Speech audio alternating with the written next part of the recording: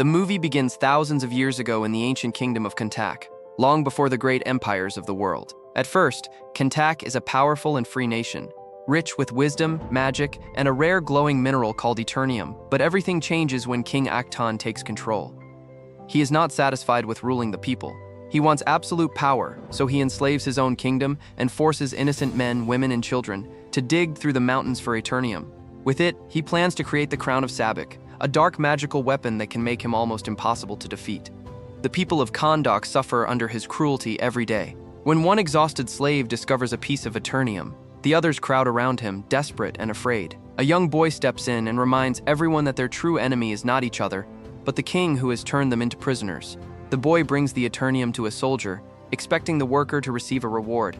Instead, the soldier stabs the man and throws him from a cliff. When the boy dares to protest, his father quickly pulls him away, warning him that heroes usually end up in graves. But the boy refuses to accept a life of fear. He believes Kandak can still be free if the people stop waiting and start fighting together. Soon after, he steals the Eternium back from the soldier and stands on a high ridge, raising his hands in a symbol of resistance. Below him, the enslaved people copy the gesture, and for one moment, hope spreads through the valley. King Akton understands how dangerous this small act is. If the people believe in the boy, they may rise against him, so he orders the child to be executed before that hope becomes a revolution. As the executioner brings down his blade, the boy suddenly vanishes. He appears inside a mystical cavern, where the Council of Wizards has been watching Kandak fall into darkness. They choose him as their champion and give him the powers of the ancient gods. With one magical word, Shazam, the helpless child becomes a mighty warrior. Meanwhile, King Akton finally completes the crown of Sabach and puts it on, calling on demonic power. The champion attacks the palace, and the battle destroys the king's empire. Akton is defeated, the crown is hidden away forever, and the champion disappears from history. In the present day, Kandak is still not truly free. Instead of an ancient king, the country is now controlled by a foreign military group called Intergang. They occupy the streets, guard checkpoints, steal resources, and treat ordinary citizens like criminals. A brave boy named Amon rides through the city on his skateboard, dodging soldiers and arguing with them as if he has no fear. He hates Intergang for what they have done to his country. But even though he acts confident, he is still only a kid living under occupation, waiting for the kind of hero Kandak has been promised for centuries. At one checkpoint, Amon helps a van pass through Intergang security. Inside the vehicle are his mother Adriana, her brother Karim, and their allies Samir and Ishmael. Adriana used to be a university professor, but Intergang has been hunting her because she is searching for the legendary crown of Sabach. She believes they are close to finding it, and if Intergang gets there first, Kandak may face an even darker future. Amon wants to join her mission, but Adriana tells him it is too dangerous and sends him home. She is not just protecting an artifact now, she is trying to protect her son. Adriana's group drives into the mountains, carrying research and old translations. Along the way, Samir notices the Eternium pendant around her neck, and she explains that it is a family heirloom from the days when Kandak was free. To Adriana, this is not treasure. It is proof that her people had a life before invaders stole everything. When they reach the mountain, Karim stays behind in the van while Adriana, Samir, and Ishmael enter the dark tunnels. The carvings inside warn that magic can corrupt human hearts, but Adriana knows there is no turning back. Deep inside the mountain, they find ancient inscriptions pointing to the crown of Sabach. Adriana believes the crown must be moved before Intergang discovers it. But then Samir disappears, and moments later, his body falls from the mountain. Intergang soldiers have followed them. Karim is held at gunpoint outside, while Adriana and Ishmael continue deeper into the tomb.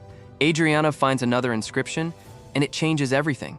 This place is not just where the crown was hidden, it is also the prison of Teth Adam, the legendary champion everyone believed had saved Kahndaq. Adriana climbs toward the crown and finally reaches it, but the moment she takes it, Intergang attacks. The soldiers reveal that Ishmael has been working with them, though he pretends to be a victim at first. Adriana runs, but when the mercenaries threaten to kill Karim, she is forced to surrender. They take the crown from her and prepare to execute her. With no other choice, Adriana reads the ancient words carved into the floor. She calls on the mightiest of mortals and speaks the name Shazam. Suddenly, blue lightning crashes through the cavern, throwing the soldiers aside and waking something that should have stayed buried. Out of the dust rises Teth Adam. He is huge, silent, and terrifying, with lightning burning through his black suit. The Intergang soldiers do not understand what they are facing. One of them approaches and orders him to show his hands. So Teth Adam grabs him by the throat and burns him into a skeleton. When the others open fire, The bullets bounce off his body like nothing. Adam tells them their magic is weak, then floats into the air and destroys them one by one. Adriana and Kareem escape as the mountain begins collapsing around them, while Ishmael secretly survives and reports to Intergang. Outside the mountain, Teth Adam faces more Intergang aircraft and armored vehicles. Rockets strike him, but they barely slow him down. He tears through soldiers, aircraft, and trucks, with brutal force catching rockets, redirecting explosives, and using lightning to erase his enemies. Adriana, Kareem, and Amon can only watch in shock as this ancient being destroys an entire military force, like it is nothing. But when an Eternium rocket explodes near him, it injures him in a way normal weapons cannot. Adam flies away, then crashes into the ground nearby, unconscious and sparking with dangerous energy. Adriana brings him back to her apartment, where Amon is amazed to meet the legend from his history books. When Adam wakes, he is confused by the modern world. He sees posters, mirrors, TV, and a city that no longer looks like the home he remembers. Amon excitedly explains that Adam has been trapped for 5,000 years, and that Kandak still needs a protector. He compares him to other superheroes and says he can finally free the country from Intergang. But Adam coldly says he is not a hero. He does not see himself as a symbol of hope. He sees himself as a weapon. Adriana studies the crown and finds a strange inscription that says life is the only path to death. The words seem obvious, but something about them feels wrong. Meanwhile, Amon tries to teach Adam how superheroes work in the modern age.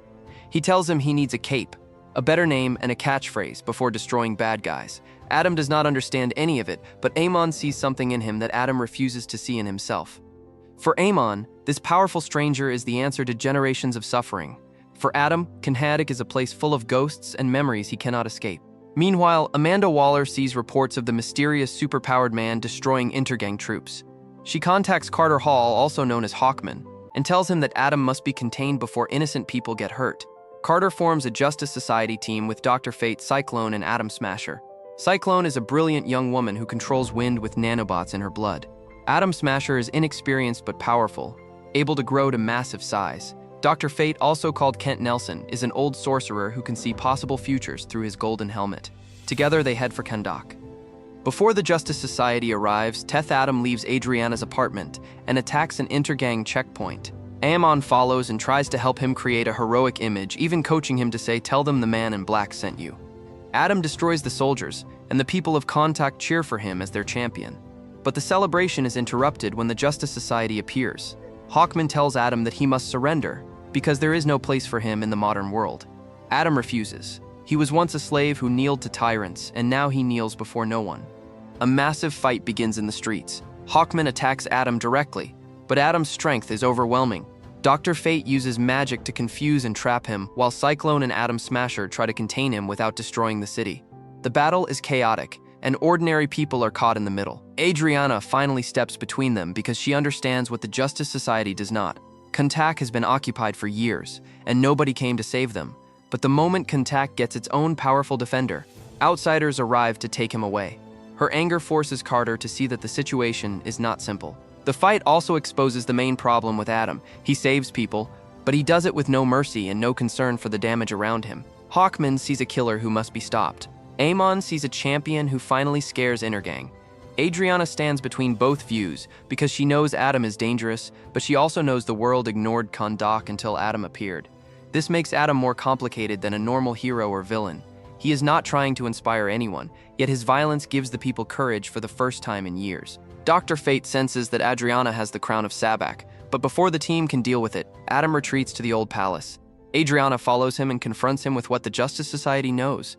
Ancient texts say that Adam's rage once nearly destroyed Kahndaq, and the tomb she opened was not a resting place, but a prison. Adam does not deny it. He never claimed to be a hero. Still, Adriana tells him that even if he was not a hero before, he can choose to be one now. For the first time, Adam seems willing to listen instead of destroy everything in front of him. But while Adriana tries to reach Adam, Ishmael goes to her apartment. He reveals his true loyalty and threatens Amon and Kareem. Amon tries to escape with the backpack containing the crown, but Ishmael shoots Kareem and calls Intergang to bring down the building. Amon hides in a secret crawl space and calls his mother for help. When Adriana hears her son is in danger, everything else stops mattering. Adam, the Justice Society, and Adriana must now work together, even though they barely trust each other. Intergang does not want Amon. They want the crown. and they know his mother will trade anything to save him. Adam races after Intergang's flying bikes, but the mercenaries use tricks to hide which vehicle carries Amon.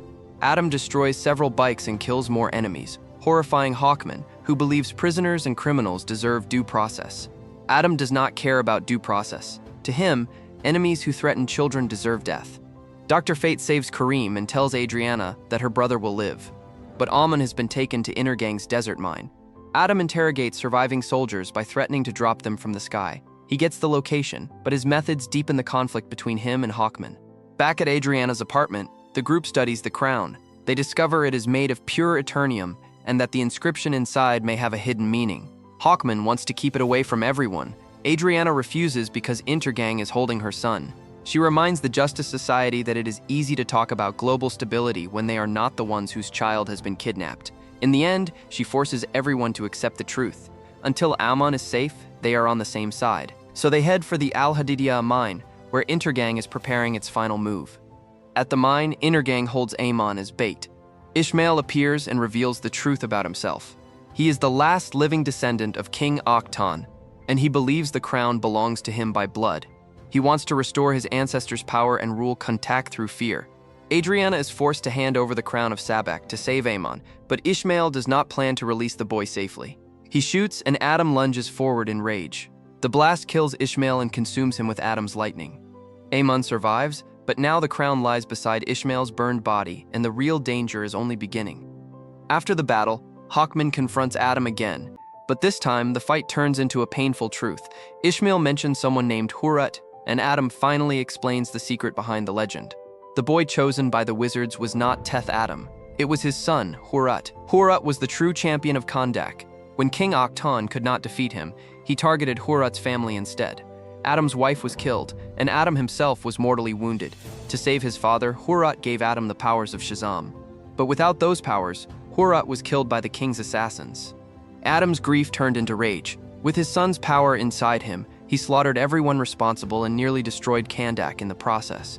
The wizards did not celebrate him as a hero. They imprisoned him because his power was born from pain and anger. The statue in the city was never meant to honor Adam.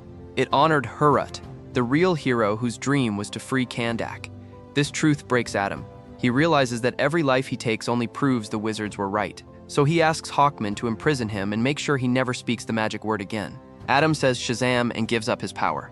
Without it, he becomes human again, and the Justice Society takes him to a secret underwater Task Force X facility. There, Amanda Waller's people place him in suspended animation inside a water-filled chamber, ensuring he cannot speak and regain his powers. For a moment, it seems the threat has been contained. Amon receives a red cape and is praised for his bravery, while Dr. Fate grows uneasy. His visions show death approaching, and he confesses to Carter that he has seen his friend die. But Fate is not finished with Kandak yet. Adriana realizes the inscription on the crown was read the wrong way. In the underworld, everything is a mirror. The true message is not life is the only path to death. It is death is the only path to life.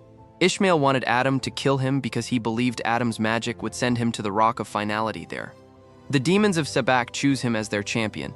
Ishmael speaks the name Sabach and returns from death as a monstrous demon, rising from the sea in fire.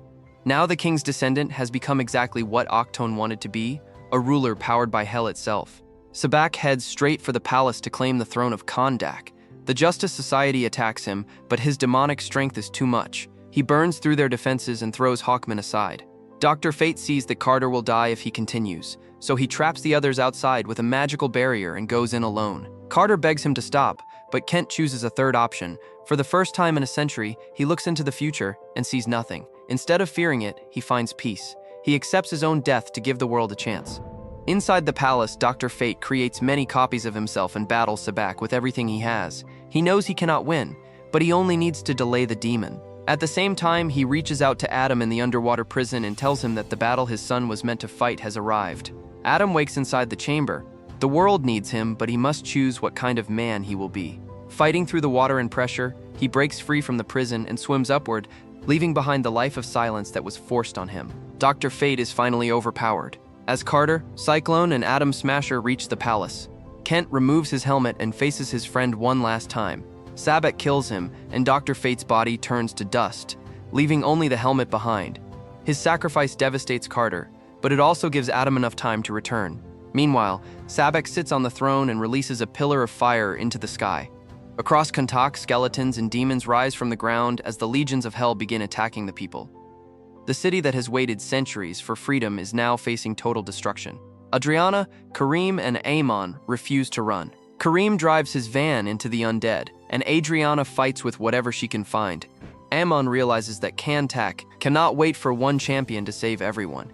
He gathers the people and reminds them that these are their streets, their city, and their country. Inspired by him, ordinary citizens rise up with pipes, tools, and courage. They fight the undead together, proving that Hurut's dream never died. Kandak does have heroes. They are not all gods or soldiers. Some are just people who have finally had enough. As Sabach destroys Hurut's statue and nearly crushes the crowd, Teth Adam returns in a new black suit and saves them. Amon cheers as Adam Smasher helps hold the statue, allowing Adam to fly toward the palace. Hawkman, still grieving Kent, fights beside him. Adam and Sabach face each other as two champions of Kandak, one powered by hell and one carrying the painful legacy of his son. Sabach mocks Adam, telling him he is not a hero. Adam admits the truth. He is not the hero. Hurut was, but that does not mean Adam will let Sabach destroy the country his son died trying to save. While the Justice Society fights above, the street battle below becomes just as important. Sabach wants a throne, but Kahndaq answers him with ordinary people standing shoulder to shoulder. Amon's speech proves that the country does not need to be saved by outsiders forever. It needs its people to remember their own strength. Adriana fights not as a superhero, but as a mother and a citizen. Karim turns his fear into action. Together, they become the living version of the resistance symbol that started in ancient Kandak. Sabach nearly kills Hawkman, but Carter uses Dr. Fate's helmet to create magical copies of himself, turning Kent's final gift against the demon. The copies hold Sabach in place long enough for Adam to attack from behind. Adam grabs Sabach by the horns and pours lightning into him with all his rage. But this time, his rage has a purpose. He is not killing for revenge. He is protecting Kandak. With Hawkman's help, Adam splits Sabach apart and destroys him. The undead collapse, the fire fades, and Kandak survives. Dr. Fate is gone, but his sacrifice saves Carter and gives Adam a second chance. After the battle, Hawkman warns Adam that the kind of justice he delivers can darken a soul. Adriana answers that Adam's darkness lets him do what ordinary heroes cannot. Carter cannot fully trust him, but he also cannot deny that Kahndaq needed him. The Justice Society leaves, carrying the loss of Dr. Fate with them. The people of Kahndaq gather and chant for their champion. Adam steps toward the throne, but when he sits on it, it feels wrong. He does not want to rule. He destroys the throne instead because Kahndaq does not need another king. Amon asks if this means Adam will finally be their hero. Adam answers that Kahndaq has always had heroes, and it still does. What it needs now is a protector. Adriana thanks him as Teth Adam accepts that his old name belongs to a painful past. He chooses a new identity, one shaped by the darkness he carries and the lightning he controls. He becomes Black Adam, not a perfect hero, but a powerful protector who will defend Kahndaq on his own terms.